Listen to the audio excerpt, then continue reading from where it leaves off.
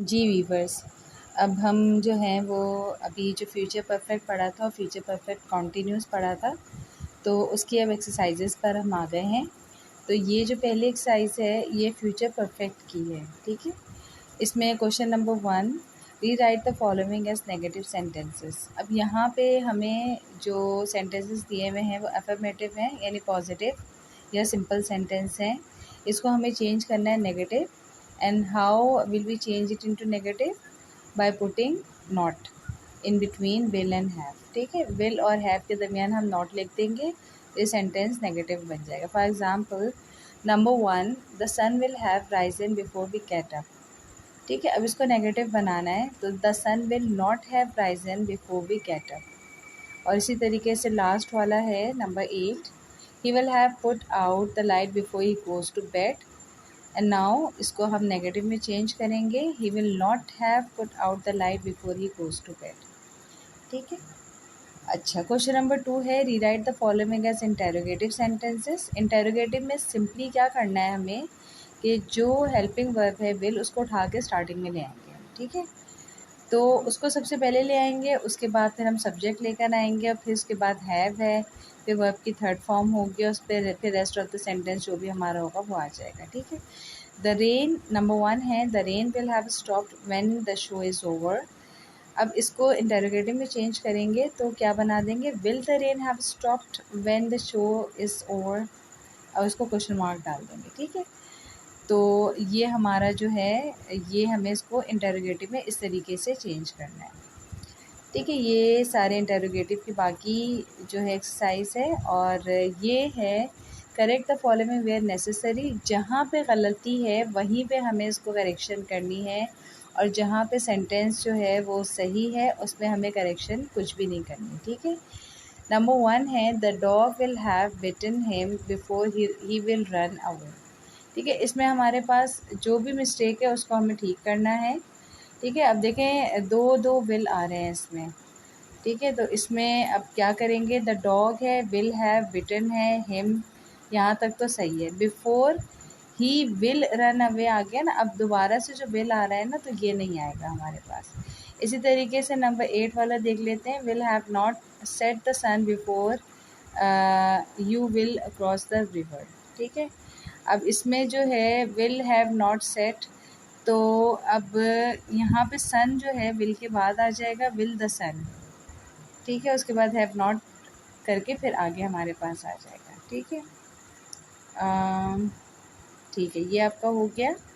उसके बाद ये फ्यूचर परफेक्ट की कुछ एक्सरसाइज है और कुछ एग्जांपल्स हैं जिसके अंदर हम इसको ट्रांसलेट करके दिखाएंगे कि उर्दू में जो फ्यूचर परफेक्ट लिखा हुआ होगा उसको हम कैसे इंग्लिश में ट्रांसलेट करेंगे, ठीक है। How will we put the Urdu sentence in English, ठीक है। अब यहाँ पे एज़ यूजुअल जैसे हम पहले पढ़ते आ रहे हैं, तो इसमें भी मैंने थोड़ी सी विकैप्स जो है वो डाल दी हैं, first form, second form, third form of verb. तो ये वोकैबुलरी हमें साथ साथ याद करनी है थोड़ी थोड़ी करके, ताकि हमारे पास जो है एक अच्छी तरह एक वोकैबुलरी का एक ज़ख़ीरा आ जाए कि हम उसको अच्छी तरीके से जो भी सेंटेंस आए तो उसको हम उस वर्ड को उसमें फ़िट कर सकें, ट्रांसलेट कर सकें आराम से, कोई प्रॉब्लम ना हो हमें। और साथ साथ जो है टेंस के एतबार से जिस तरीके से हमें फॉर्म्स ऑफ वर्ब लिखनी है, फर्स्ट, सेकंड या थर्ड, तो भी हमें पता हो, ठीक है। फर्स्ट फॉर्म है बिल्ट, सेकंड है बिल्ट, बिल्ट बनाना, चूज़, चोज़, चूज़न, ठीक है। इसको चोज़ पढ़ते हैं हम। मुंतखब करना, क्राई, क्राइट, क्राइट। अब क्राई का जो सेकंड एंड थर्ड है वो सेम है, just like built, built. Forget, भूल जाना, फॉरगॉट, फॉरगॉटन। लीप, उछलना, लेफ्ट, लेफ्ट। ओन, मालिक होना, यानी किसी चीज़ को ओन करना, ओन्ड, ओन्ड। पुल, खींचना, पुल्ड, पुल्ड। रीड, पढ़ना, रेड, रेड। अब देखिए रीड में सब में सेम स्पेलिंग है, प्रोनंसिएशन में कुछ थोड़ा सा डिफरेंस है। जैसे हम रीड पढ़ते हैं तो सेकंड थर्ड को हम रीड नहीं पढ़ेंगे, सेम स्पेलिंग है, तो उसको प्रोनाउंसिएट जो हम करेंगे वो रेड एंड रेड करेंगे, ठीक है। रिवाइज, दोहराना, रिवाइज्ड, रिवाइज्ड। सी, देखना, सॉ, सीन। स्पॉयल, ख़राब करना, स्पॉइल्ड, स्पॉइल्ड भी कह सकते हैं, स्पॉइल्ड भी कह सकते हैं। स्टॉप, ठहरना, ठहराना, स्टॉप्ड, स्टॉप। ठीक है, अब इसमें जो है कुछ हमें सेंटेंस दिए उर्दू में, उसने जुर्माना अदा कर दिया होगा। अब इसको ट्रांसलेट करना है, तो मैंने ट्रांसलेशन का आप लोगों को पहले भी बताया था, एक बहुत सिंपल सा रूल कि सबसे पहले तो जो हमारे पास उर्दू टू इंग्लिश ट्रांसलेशन आती है ना, तो उसमें हम सबसे पहले तो ये देखेंगे कि टेंस के आखिर में क्या है, तो उससे हम पहचानेंगे कि टेंस, पहले तो हम टेंस पहचानेंगे। अब इसमें है कर दिया होगा, अब कर दिया, दिया, चुका, लिया, ये सब परफेक्ट को शो करता है, और गा, गी के फ्यूचर को शो करता है, तो हम कहेंगे ये फ्यूचर परफेक्ट है। ठीक है, अब हमने टेंस पहचान लिया। टेंस पहचानने के बाद हम ये देखेंगे कि टेंस की कौन सी फॉर्म है फ्यूचर परफेक्ट में, ये कौन सी फॉर्म है, यानी सिंपल है या नेगेटिव है या इंटेरोगेटिव है, कौन सी वाली फॉर्म है। तो इसमें हम देखेंगे कि उसने जुर्माना अदा कर दिया, इसमें कोई नहीं आ रहा, कोई सवाल नहीं आ रहा। इट मीन्स कि ये सिंपल फॉर्म है किसकी, फ्यूचर परफेक्ट की। तो अब हम सिंपल फॉर्म का फॉर्मूला जो है अपने दिमाग में लाएंगे। फिर उसके बाद जो थर्ड स्टेप है ट्रांसलेशन में, हम इसमें मार्किंग करेंगे सब्जेक्ट, ऑब्जेक्ट, वर्ब। ठीक है, अब सब्जेक्ट मैंने कहा था जो काम करने वाला होता है वो सब्जेक्ट होता है, जिसके ऊपर काम हो रहा है वो ऑब्जेक्ट है, और जो काम है, जो एक्शन है, वो हमारे पास वर्ब है। उसने वो काम कर रहा है, तो उस जो होगा वो सब्जेक्ट आ जाएगा। जुर्माना यानी किस पे काम हो रहा है, जुर्माने पे, तो ये ऑब्जेक्ट हो जाएगा। और अदा कर दिया, ये हमारे पास जो है एक्शन हो रहा है, अदा कर दिया, ये हमारे पास क्या हो जाएगा, वर्ब हो जाएगा। तो पहले हम क्या करेंगे, सब्जेक्ट, ऑब्जेक्ट, वर्ब के नीचे लाइन खींच के एस, वी और ओ की मार्किंग कर देंगे। बस अब हमारे पास मार्किंग हो गई ना, तो अब हमारे लिए कोई मुश्किल नहीं है ट्रांसलेट करना। इसमें क्या होता है, ये 3 स्टेप्स करते हैं, इसमें क्या होता है कि जो मिस्टेक के चांसेस होते हैं वो बिल्कुल मिनिमम हो जाते हैं। अब इसके बाद अगर मिस्टेक हो सकती है ना, तो फिर इसमें हो सकती है वोकैबुलरी में। अब वोकैबुलरी नहीं आ रही, फॉर एग्जांपल जुर्माने का नहीं आ रहा है कि उसको इंग्लिश में क्या बोलते हैं, तो उसके लिए मैं साथ साथ ये दे रही हूँ। इसके अलावा भी कोशिश करें ज़्यादा से ज़्यादा वोकैब्स याद करें और फॉर्म्स ऑफ वर्ब। तो इसमें अब मिस्टेक हो सकती है, ठीक है, कि फॉर्म्स ऑफ वर्ब सही नहीं लिखा, या फिर जो है उसकी इंग्लिश में हमें आ ही नहीं रहा कि क्या वर्ड होगा, इसमें फिर मिस्टेक हो सकती है। अब नेक्स्ट जो है हमारे पास ये इसकी ट्रांसलेशन है, और ये हमें एक्सरसाइज है फ्यूचर परफेक्ट की, हमें इसको सॉल्व करना है। और फिर नीचे जो हैं कुछ डिफ़िकल्ट वर्ड्स लिखे हुए हैं, तो इसमें से भी हमें हेल्प मिल सकती है। अदरवाइज़ अगर इसमें नहीं है और कोई वर्ड नहीं आ रहा, तो it's not a big problem, हम गूगल वगैरह पे सर्च कर सकते हैं। ठीक है, तो उसमें आराम से मिल जाएगा, अगर यू डिक्शनरी है तो उस पर मिल जाएगा, तो कोई ऐसी प्रॉब्लम की बात नहीं है। ठीक है, अब ये जो था ये हमारा यहाँ पर फ्यूचर परफेक्ट ख़त्म हो गया, उसके टेंसेस भी हमने डिस्कस कर लिए और उसकी ट्रांसलेशन भी। अब हमारे पास है फ्यूचर परफेक्ट कॉन्टीन्यूस। इसमें भी जो फर्स्ट क्वेश्चन है उसमें हमें सिंपल एफर्मेटिव सेंटेंस को चेंज करना है into negative. He will have been sleeping since morning. अब इसको हमने पहचाना कैसे, सिंस या फॉर जो होता है ये हमें बताता है कि फ्यूचर परफेक्ट कॉन्टीन्यूस है, क्योंकि इसके अंदर एक पॉइंट ऑफ टाइम या पीरियड ऑफ टाइम गिवन है। ठीक है, अब इसको नेगेटिव में चेंज करने के लिए क्या करेंगे, हम विल हैव के बीच में हम नॉट लगा देंगे, he will not have been sleeping since morning. उसके बाद हमारा जो नेक्स्ट क्वेश्चन है, rewrite the following as interrogative sentences. इसको हमें इंटेरोगेटिव में चेंज करना है, और उसका जो सिंपल वे था वो क्या था कि हम सबसे पहले हेल्पिंग वर्ब को ले आएंगे, the cock will have been crowing since 4 AM। अब इसमें विल को आगे ले आएंगे, फिर सब्जेक्ट, फिर हैव बीन, फिर क्रोइंग, फिर सिंस, फिर 4 AM। Will the cock have been crowing since 4 AM। इसी तरीके से 10th वाला देख लें, people will have been going to the mosque since long. अब इसमें स्टार्टिंग में हम विल लेंगे, will people have been going to the mosque since long, और आखिर में हम क्वेश्चन मार्क डाल देंगे। ठीक है, correct the following where necessary. यहाँ पे जहाँ गलती है वहाँ पे हमें करेक्शन करनी है। I shall have doing the sum for several minutes. ठीक है, अब यहाँ पे जो मिस्टेक है वो देख के उसको रिकग्नाइज करके, क्या मिस्टेक है इसके अंदर, इसमें बीन नहीं है। ठीक है, तो बीन इसके अंदर मिसिंग है, तो वो हमें बीन पुट कर देना होगा। और नंबर 7 है will have the snowfall from midnight.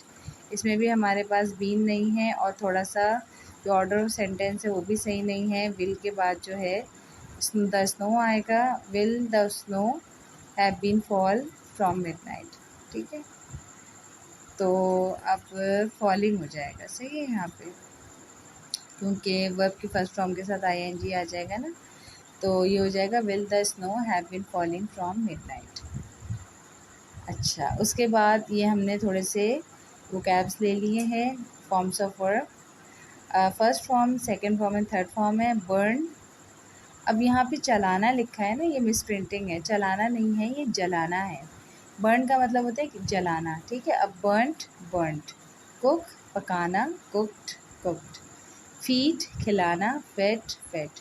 अब यहाँ पे मैं इसलिए पढ़ के बता रही हूँ ताकि आपको इनके प्रोनाउंसिएशन भी जो है वो साथ साथ पता चलती रहे, ठीक है। फाइट, लड़ना, फॉट, फॉट। हेल्प, मदद करना, हेल्प्ड, हेल्प्ड। लाए, लेटना, ले, लेन। प्ले, अच्छा एक लाए जो है झूठ बोलना भी होता है, ठीक है। तो वो लाए अगर होगा ना तो उसमें हम ले और लेन नहीं बोलेंगे, लाए, लाइट, लाइट बोलेंगे, ठीक है। यहाँ लिखा हुआ नहीं है फिर भी मैंने वैसे ही बता दिया, ओनली फॉर जीके। अच्छा, यहाँ पे है प्ले, खेलना, प्लेट, प्लेट। पॉइंट, इशारा करना, पॉइंटेड, पॉइंटेड। क्वारल, झगड़ा करना, क्वारल्ड, क्वारल्ड। सेव, बचाना, सेव्ड, सेव्ड। स्प्रिंग, उछलना, स्प्रैंग, स्प्रंग, ठीक है। थिंक, सोचना, थॉट, थॉट। अब यहाँ पे थोड़ी सी एग्जांपल्स दी हुई हैं ट्रांसलेशन की। बिल्कुल हम क्या करेंगे, जो हमारा जो वे है ट्रांसलेट करने का उसी वे से हम स्टेप बाय स्टेप फॉलो करेंगे। वो सुबह से क्रिकेट खेल रहे होंगे, सबसे पहले तो टेंस रिकग्नाइज करना है। सबसे पहले the first thing is that to identify the tense, which tense is this. वो सुबह से, अब यहाँ पे देखें टाइम मेंशन है, एक पॉइंट ऑफ टाइम दिया हुआ है सुबह से, तो सुबह से भी है, तो और साथ साथ रहा, रहे, रही जो है ये भी है और ये भी है। तो रहा, रही, रहे ये तो हमें बता रहे हैं कि ये कॉन्टीन्यूस है। गा, गी, गे हमें बताएगा फ्यूचर है, और सुबह से शाम से ये हमें एक पॉइंट ऑफ टाइम या एक पीरियड ऑफ टाइम बता रहे हैं, तो फिर ये हमारे पास जो है ये परफेक्ट है। तो टेंस क्या बना, फ्यूचर परफेक्ट कॉन्टीन्यूस। अब टेंस हमने पहचान लिया, अब इसकी फॉर्म पहचाननी है कि कौन सी फॉर्म है, एफर्मेटिव है, नेगेटिव है, कौन सी फॉर्म है। तो हम देखेंगे इसमें कोई नॉट नहीं, मतलब कोई नहीं आ रहा, कोई सवाल नहीं पूछा जा रहा, इट मीन्स कि सिंपल सेंटेंस है, तो एफर्मेटिव का फॉर्मूला हम इस पर लगाएंगे। थर्ड चीज़, हम एफर्मेटिव का फॉर्मूला लगाने के बाद ट्रांसलेट करने से पहले हम सबसे पहले क्या करेंगे, सब्जेक्ट, ऑब्जेक्ट और वर्ब की मार्किंग करेंगे। अब जो सब्जेक्ट है वो काम करने वाला है, ऑब्जेक्ट जिस पे काम हो रहा है, और जो काम हो रहा है यानी जो एक्शन है वो हमारे पास वर्ब हो जाएगा। वो सुबह से क्रिकेट खेल रहे होंगे, अब वो काम कर रहे हैं ना, तो वो हमारे पास सब्जेक्ट है, ठीक है। अब क्या काम कर रहे हैं, क्रिकेट खेल रहे, यानी क्रिकेट खेली जा रही है, तो क्रिकेट हमारे पास ऑब्जेक्ट हो गया, और काम क्या है, खेल रहे हैं, यानी एक्शन खेलना है। तो अब उसके हिसाब से अब हमने इसको अंडरलाइन कर लेंगे, सब्जेक्ट, ऑब्जेक्ट, वर्ब को, और सब्जेक्ट के ऊपर हम एस लिख देंगे छोटा सा पेंसिल से, ठीक है। ये सारे काम पेंसिल से करने ताकि गंदगी ना हो, पेपर नीट एंड क्लीन रहे। और फिर जो ऑब्जेक्ट है उसके नीचे पेंसिल से मार्क करके छोटा सा ओ लिख लेंगे, और जो हमारे पास एक्शन वर्ड है, जो काम हो रहा है, उसके ऊपर हम मार्किंग करके छोटा सा बी लिख लेंगे, ठीक है। अब इसको ट्रांसलेट करते हैं, तो they will have been playing cricket since morning, ठीक है। अब ये इसके कुछ एक्सरसाइज में कुछ दिए हुए ट्रांसलेशन, और ट्रांसलेट करना है उर्दू इनटू इंग्लिश, और ये थोड़े से डिफ़िकल्ट वर्ड्स दिए हुए हैं फॉर असिस्टेंस। और अगर जो है इसके अलावा भी कुछ वर्ड्स नहीं आ रहे तो आप सर्च कर लें, और यू कैन सर्च ऑन ये जो कौन सा है आपका, गूगल पे कर लें सर्च, ठीक है ना, मेरे एकदम स्किप कर गया माइंड से ना, तो यू डिक्शनरी, हाँ, तो यू डिक्शनरी और ये जो गूगल है उस पर आप सर्च कर लें, तो वो आपको जो भी वर्ड्स नहीं आ रहे हैं, यानी उर्दू में जो हैं कोई भी, लफ्ज़ लिखा हुआ है उसको इंग्लिश में ट्रांसलेट करना नहीं आ रहा, उसकी मीनिंग नहीं आ रही, तो फिर हम उसको सर्च करके देख सकते हैं, ठीक है ना। और जब सर्च करें तो कोशिश करें कि साथ के साथ उसको याद भी कर लें, ठीक है। और वोकैब्स को जो एक ट्रिक बताते हैं टीचर्स आम तौर से, वो ये कहते हैं कि आप वोकैब्स कैसे ठीक कर सकते हैं कि हम बुक रीडिंग करें, ठीक है ना। कोई भी इंग्लिश बुक रीडिंग जो हमारे इंटरेस्ट की हो। देखें, हमेशा जो है ऐसी बुक उठाएं सीखने के लिए जिसमें हमारा इंटरेस्ट हो। अब कोई ऐसी बुक उठा ली जिसमें बिल्कुल इंटरेस्ट नहीं है और एक दिन 2 दिन पढ़ने का, तीसरे दिन दिल ही नहीं चाह रहा ना, ऐसे नहीं। कोई जो हमारे इंटरेस्ट की बुक है, लाइक कोई स्टोरी बुक है इंग्लिश की, जिसमें हमारा इंटरेस्ट है, वो उठा लिया, उसको हम इंटरेस्ट से पढ़ रहे हैं। अब क्या हो रहा है कि उसके अंदर कुछ वर्ड्स आते जा रहे हैं, तो पेंसिल से उन वर्ड्स को मार्क करके एक किसी कॉपी में हम उसको लिख लेंगे उसकी मीनिंग के साथ ना, इसका सिनोनिम और उसकी जो मीनिंग है, उर्दू मीनिंग या इंग्लिश मीनिंग।